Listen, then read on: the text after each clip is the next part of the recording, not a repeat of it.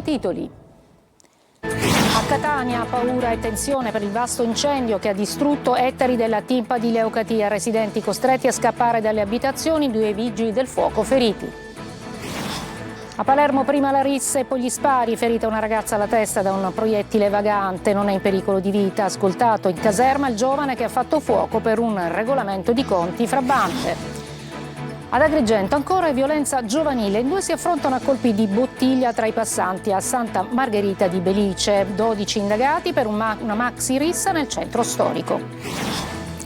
Arrestato l'uomo che a Noto nel Siracusano ha sparato contro l'auto della ex compagna. Nella sua auto trovata anche una bottiglia con l'acido per sfregiare la ex.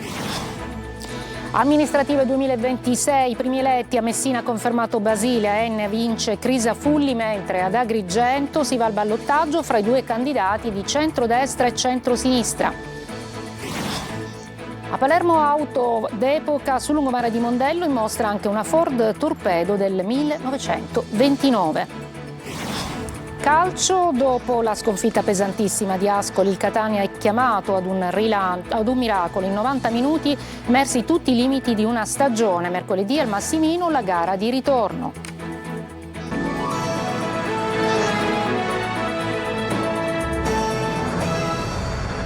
Eccoci, buonasera. E dunque è stato un pomeriggio di paura a Catania perché è divampato un vasto incendio nella zona naturale della TIMPA di Leucatia, a confine con il comune di Sant'Agata Libattiati. Residenti sono stati costretti a scappare via dalle proprie abitazioni e 2 vigili del fuoco sono rimasti leggermente, per fortuna, feriti. Eva Spampinato. Tensione, fiamme possenti e residenti scappati via dalle proprie abitazioni. Intorno alle 16 un grossissimo incendio è divampato nella zona naturale della TIMPA di Leucatia. Siamo nella zona nord di Catania, in questo terreno che confina con il comune di Sant'Agata Libattiati.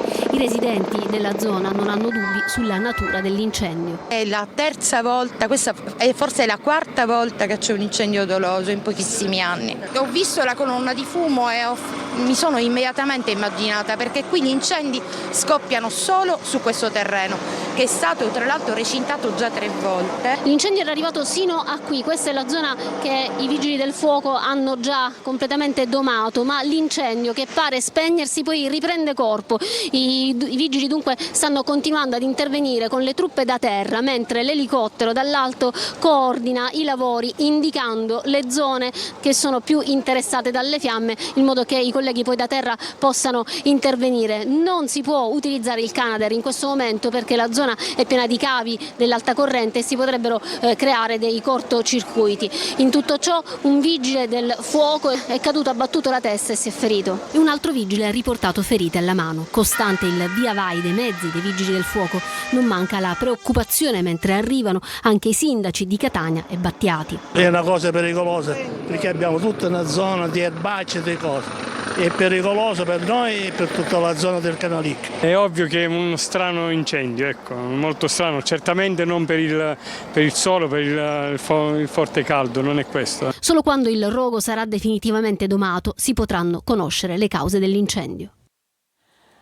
Adesso a Palermo, dove c'è stata una nuova sparatoria, ferita una ragazza alla testa da un proiettile vagante. In caserma in queste ore è sentito il giovane che ha fatto fuoco, prima la rissa e poi gli spari, secondo gli investigatori per un regolamento di conti tra 2 bande. Marco Gullà. È stato individuato e si trova in caserma il giovane che a Palermo tra via Isidoro Lalumia e via Quintino Sella ha sparato almeno 4 colpi di pistola, ferendo alla testa una ragazza di 21 anni. Si chiama Pietro Graziano e avrebbe spiegato ai carabinieri che non era sua intenzione sparare. Un'altra notte di follia e violenza nel capoluogo, una rissa scoppiata, sembrerebbe, tra 2 gruppi e poi sfociata in una sparatoria. 4 probabilmente i proiettili sparati, uno di questi ha raggiunto un SUV Audi Q3. All'interno c'era una ragazza che è stata raggiunta in testa e il proiettile è rimasto sotto la cute. Le ha provocato una frattura della teca cranica. In mattinata l'intervento chirurgico a Villa Sofia non è in pericolo di vita. L'obiettivo del proiettile però che ha colpito la giovane era diretto al fidanzato di lei, alla guida dell'auto. Il giovane, che ha precedenti per lesioni, abita nella zona di Pallavicino e avrebbe preso parte alla maxi rissa. Il vetro dell'1.8 posteriore dell'Audi ha attutito la forza del colpo, che ha poi raggiunto la ragazza, sicurezza. Combattiamo, contrastiamo, denunciamo, siamo affidati a un avvocato, abbiamo fatto tante cose, atto extragiudiziario, eccetera, eccetera. Il risultato è questo, il risultato è che tutto il lavoro, l'energia, la voglia, il desiderio, che le regole vengano perseguite, la realtà non c'è, perché non c'è qualcuno che ha deciso che le regole non devono essere osservate. Sul posto sono intervenuti i carabinieri. Al momento tra le piste c'è il possibile regolamento di conti tra bande. E ci occupiamo ancora di violenza giovanile, questa volta nell'Agrigentino. In 2 si affrontano a colpi di bottiglie tra i passanti, è accaduto a Santa Margherita del Belice, 12 anche gli indagati per una maxi rissa avvenuta sempre nel centro storico. Davide Sardo. Fine settimana di violenza, risse e sangue nell'Agrigentino. Dal capoluogo alla provincia, tra Agrigento e Santa Margherita di Belice, esplode l'allarme sicurezza con aggressioni, feriti e giovani denunciati. Scena da Far West ieri mattina nel cuore di Agrigento, a Porta di Ponte, in via Atenea. 2 giovani immigrati sono affrontati a calci, pugni e colpi di bottiglia sotto gli occhi di passanti e turisti, mentre centinaia di cittadini si recavano ai seggi per votare. Una lite sfociata in pochi istanti nella violenza e conclusa solo grazie al tempestivo intervento degli agenti delle volanti che hanno evitato conseguenze peggiori. I 2 contendenti hanno riportato ferite non gravi e sono stati medicati dal personale del 118. E non è stato l'unico episodio. 12 giovani sono indagati per la violenta rissa scoppiata sabato pomeriggio a Santa Margherita di Belice, coinvolti 5 tunisini minorenni, ospiti di una comunità, e 7 ragazze del Belice, tra cui 2 minorenni. Secondo la ricostruzione dei carabinieri, tutto sarebbe nato nel centro storico per poi trasformarsi in una furibonda aggressione a colpi di sedie e bottiglie. Diversi feriti trasportati in ospedale, alcuni dei giovani coinvolti erano già noti alle forze dell'ordine. A Siracusa arrestato l'uomo che a Noto ha sparato contro la casa della ex compagna. Nella sua auto trovata anche una bottiglia con l'acido per sfregiare la donna. Francesco Loi. La mimosa sul cruscotto e il parabrezza bucato dal proiettile. La violenza di un 54enne contro l'ex compagna che poteva finire in tragedia. L'uomo però è stato fermato poco dopo e adesso si trova in carcere. Sono almeno 3 i colpi partiti dalla pistola, tutti diretti contro quest'auto, parcheggiata in questo ronco campo di fiori di via Genovesi. Questa telecamera ha filmato tutto. Prima l'uomo è venuto qui con un coltello per tagliare le gomme dell'auto, poi intorno alle 23 è tornato, ma questa volta con in pugno un'arma da fuoco. Bersaglio, il portoncino di casa e l'auto della 35enne, parcheggiata davanti. Quanto accaduto vi preoccupa? Un po' sì, certo. Questi spari di notte insoliti sono. Non è che abbiamo noi questi generi qua di cose mai viste a livelli così. I carabinieri non hanno ancora trovato l'arma, ma nell'auto dell'uomo c'era una bottiglia con dell'acido. Lo aveva detto, voleva sfregiare la sua ex, non accettava la fine della relazione. A Palermo un'infermiera è stata aggredita al pronto soccorso dell'ospedale Cervello. La donna, circondata, è stata colpita alla testa con un'asta della flebo da un giovane ubriaco accompagnato da un amico. La donna è poi stata anche accerchiata da un gruppo di persone che erano appunto col giovane ed è stata anche minacciata di morte.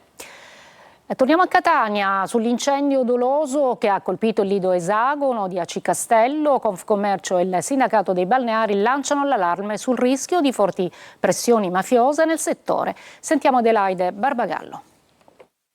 La risposta più forte a chi ha appiccato il rogo, devastando parte del solarium, arriva direttamente dai gestori. Nonostante i gravi danni, il lido Esagono, lungo la scogliera di Aci Castello nel Catanese, è regolarmente aperto. Un segnale di resistenza immediato dopo la notte in cui i criminali sono saliti dagli scogli per appiccare il fuoco. L'attentato ha innescato un'ondata di indignazione e reazioni. Il presidente di Confcommercio Catania, Pietro Agen, parla di sciacalli per un attacco compiuto a un'azienda che cercava di ripartire dopo i danni del ciclone Harry. Un gesto vigliacco, lo definisce Ignazio Ragusa, presidente regionale del sindacato italiano balneari, studiato per colpire un'impresa proprio nel momento più delicato dell'anno, quando si lavora senza sosta per garantire servizi, sicurezza e accoglienza ai cittadini e ai turisti. Entrambi lanciano l'allarme. La criminalità organizzata punta a impossessarsi delle imprese balneari e chiedono alle istituzioni di accelerare il rinnovo delle concessioni per proteggere le aziende sane. Solidarietà anche dai gestori di altri stabilimenti. Le indagini delle forze dell'ordine intanto proseguono per dare un nome ai colpevoli. A Catania 2 giovani motociclisti morti in un terribile scontro avvenuto in pieno centro. Si punta il dito anche sull'alta velocità in un incrocio spesso teatro appunto di incidenti. Tonino De Mana. Un autentico bagno di sangue, un palo della segnaletica piegato e la vetrina di un negozio in frantumi. È la scena di un terribile incidente stradale avvenuto intorno a mezzanotte in pieno centro a Catania, costato la vita ad un giovane catanese di 21 anni e ad un ragazzo dello Sri Lanka di 23.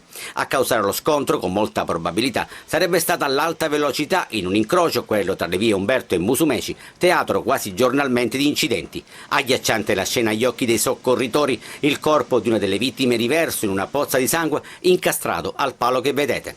L'altro motociclista esanime dopo essere stato sbalzato contro la vetrina di un negozio. I medici del 118 hanno solo potuto constatare i decessi. La procura di Catania ha subito disposto la restituzione delle salme ai familiari. La morte dei 2 centauri, sebbene riconducibile all'alta velocità e ad una probabile mancata precedenza, ripropone il problema della sicurezza. Il botto è stato abbastanza potente per come mi hanno raccontato. Il problema è l'alta velocità. Diciamo che questo incrocio è un incrocio abbastanza pericoloso. C'è quasi un incidente al giorno. Questo incrocio è un incrocio abbastanza pericoloso. Perché non è la prima volta che succede? Soprattutto i rider di notte che sprecciano, neanche rallentano, passano tranquillamente come se avessero diritto alla precedenza, ma così non è, perché qui devono dare precedenza a destra. Sulla vicenda indaga la polizia locale, che sarebbe già in possesso dei filmati dei sistemi di videosorveglianza. Apriamo la pagina delle amministrative in Sicilia, sapete appunto stanno per finire le operazioni di spoglio. Intanto a Messina si va verso la conferma di Federico Basile a sindaco, un successo largo sulla coalizione del centrodestra e ancora di più su quella del centro-sinistra. Sentiamo Francesco Triolo. Federico Basile è sempre più vicino a riprendersi la poltrona di sindaco di Messina. Il candidato di Sud chiama Nord in netto vantaggio dopo i primi dati diffusi tra exit poll e proiezioni. La prima proiezione delle sezioni scrutinate ha visto il sindaco uscente attestato al 53,7%, confermando un margine ampio sugli avversari, ma anche nella seconda proiezione Basile sale al 56,3%, Scuria scende al 28,2% e Antonella Russa al 13,8%. Nella terza proiezione Basile è al 55,7%, Scuria al 28% e la Russa al 13,5%. E nella sede elettorale di Basile, all'annuncio dei dati, è scattato già un lungo applauso nel primo pomeriggio, clima dimesso invece negli altri 2 comitati del centrodestra e del centrosinistra. Né Antonella Russa né Marcello Scuria si sono presentati per rilasciare dichiarazioni attendendo il risultato ufficiale. Anche Basile sta attendendo il dato definitivo ed è previsto un appuntamento con tutti i sostenitori a Piazza Duomo al risultato ottenuto. Un successo quello di Basile che si è profilato sin dai primi exit poll, quando veniva stimato in una forbice compresa tra il 51 e il 55%, Scuria era indicato tra il 27 e il 31%, mentre la Russo tra il 13 e il 17%. Alla chiusura dei seggi, registrata alle 15, l'affluenza definitiva si è attestata al 61,93%, ben il 6% in più rispetto alle ultime amministrative. In provincia invece arriva il dato da Milazzo, dove è stato confermato Pippo Midili, mentre a Barcellona se la stanno giocando testa a testa Nicola Barbera e Melangela Scolaro. Vediamo come è andato nel resto della regione per quanto riguarda questa tornata amministrativa. Appunto. Sappiamo che a Enna vince Crisafulli, mentre ad Agrigento si va al ballottaggio tra i 2 candidati di centrodestra e centrosinistra. Sentiamo il servizio di Maglio Viola. Ad Enna il viceré Mirello Crisafulli torna sindaco con oltre il 60% delle preferenze, il doppio di Ezio De Rosa del centrodestra. Ad Agrigento si profila la possibilità di un ballottaggio fra Michele Sodano del centrosinistra e uno dei 2 candidati di centrodestra, Dino Alonge, espressione di Fratelli d'Italia, Forza Italia ed MPA, mentre resta indietro l'altro candidato di centrodestra, di Lega, Noi Moderati e DC, Luigi Gentile. La battaglia sarà però sul filo di lana. Oggi giornata internazionale dei bambini scomparsi, la Sicilia maglia nera per i minori che si allontanano dai genitori, oltre 6.000 le segnalazioni nel 2025, un quarto del dato nazionale. Sentiamo Desiree Ferlito. Nella giornata internazionale dei bambini scomparsi, i numeri accendono i riflettori sulla Sicilia, che con 6.364 segnalazioni, pari a un quarto del dato nazionale, diventa maglia nera d'Italia.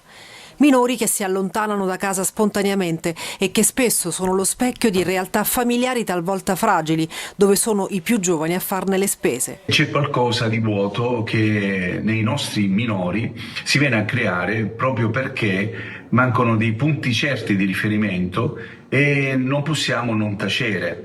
Secondo la relazione del Commissariato straordinario del Governo per le persone scomparse, nel 2025 in Italia sono state registrate oltre 25.000 segnalazioni, più di 17.000 riguardano minori, quasi il 71% del totale. Trapani è la provincia con più casi in assoluto, seguita da Agrigento. Nella classifica compaiono anche Catania e Palermo. A lanciare l'allarme è l'associazione Meter, da quasi 40 anni impegnata nella tutela dell'infanzia. In questa giornata alzare la voce fa parte della società civile, ma fa parte anche della Chiesa. Ecco, la Chiesa che cerca l'uomo deve andare a cercare veramente tutte le situazioni di marginalità e soprattutto di assenza di bambini che non sono più nelle proprie famiglie. Una breve pausa poi a Catania per una iniziativa dedicata alla legalità e promossa dalla polizia e da Dio Pizzo.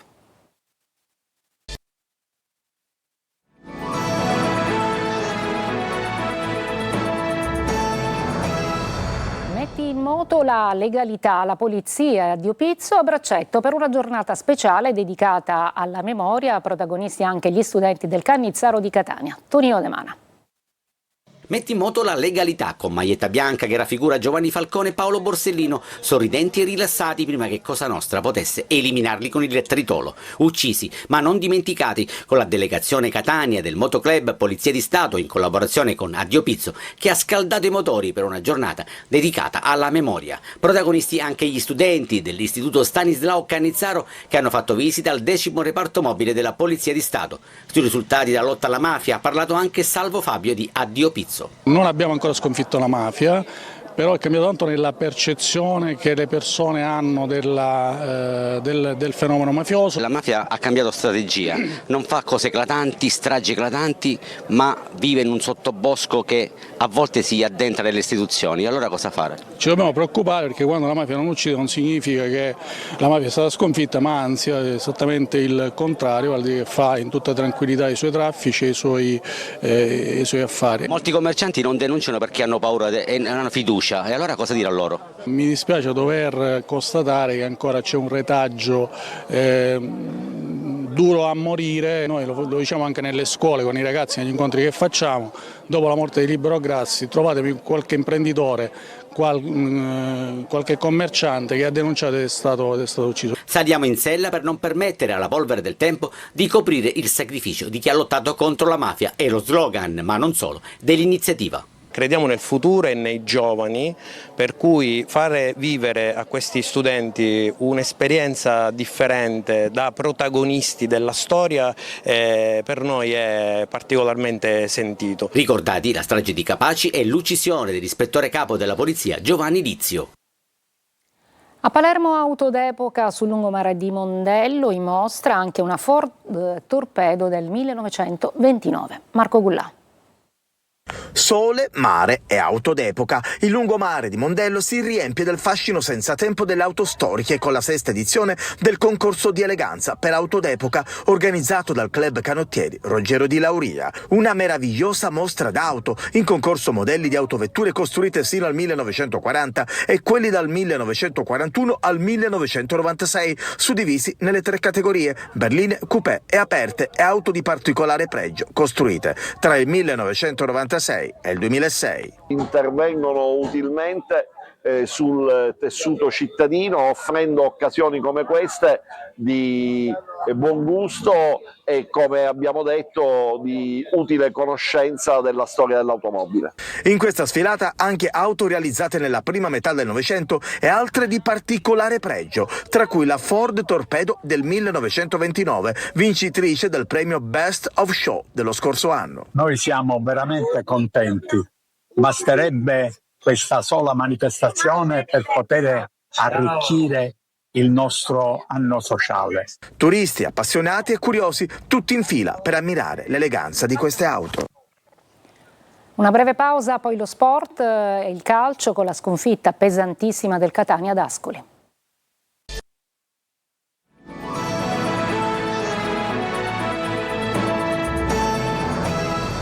Eccoci al calcio, dopo la sconfitta pesantissima di Ascoli, il Catania è chiamato ad un miracolo mercoledì al Massimino. 90 minuti, emersi tutti i limiti di una stagione. Marco Carli.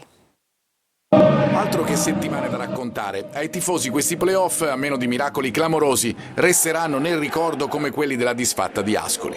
Un Catania assente, spazzato via dai bianconeri. Nella partita più importante, nella fase della stagione decisiva, i rossazzurri hanno mostrato in 90 minuti tutti i loro limiti. Oggi siamo arrivati, secondo me, con tante situazioni al limite. Ho cercato di tirare il collo a tutti fino alla fine. L'Ascoli è arrivato meglio di noi dal punto di vista della fiducia, della consapevolezza. I 4 gol che potevano essere di più, il dato del possesso palla del primo tempo superiore all'80% per i marchigiani, la sensazione che si sia giocato a porta romana per i più giovani ad una porta sola, e poi gli unici tentativi nel finale, Duffizzi e Guiebre fenomenali contro giocatori che in casa rossazzurra hanno fatto scena muta. Ora serve almeno mostrare l'orgoglio e dopo mercoledì, a meno di miracoli, Pelligra, ripreso con gli occhi lucidi in tribuna dopo la partita, guarderà a questi 3 anni e penserà a tirare le somme.